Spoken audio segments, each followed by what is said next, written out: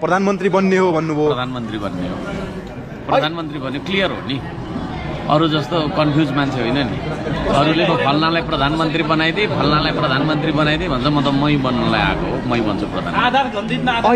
अहिलेको अवस्थामा कसरी प्रधानमन्त्री बन्न सक्ने एक दुईटा आधार बताइदिनुहोस् न। चुनाव जित्ने, बहुमत जित्ने, बन्ने। बहुमत हर्क साम्बाङको पार्टीले बहुमत ल्याउँछ? कसले ल्याउँछ त?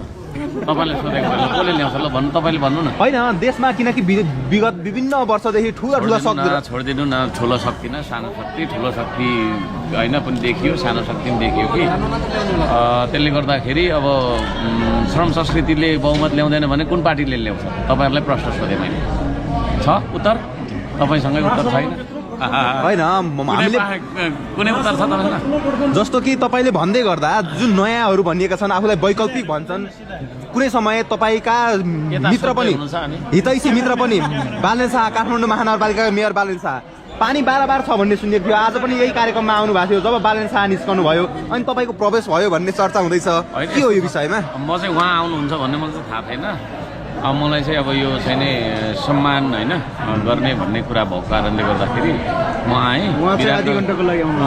विराटनगरको चाहिँ तपाईँको आधी घन्टाको भेट हुन्छ मात्र ढिला गर्नुभयो कि भन्ने पनि छ। होइन, किन ढिला गरिराख्नु, मतलब गर्दैन। के छ पछिल्लो समय तपाईँका कुनै समयका एकदमै प्रिय फ्लाइट ढिलो भयो क्या? 9 बजीको फ्लाइट थियो, 12 साढे 12मा उड्यो। अनि के छ पछिल्लो समय बालेन शाहसँग चाहिँ वार्ता छ छैन, कुराकानी हुन्छ होइन? छैन, हुँदैन।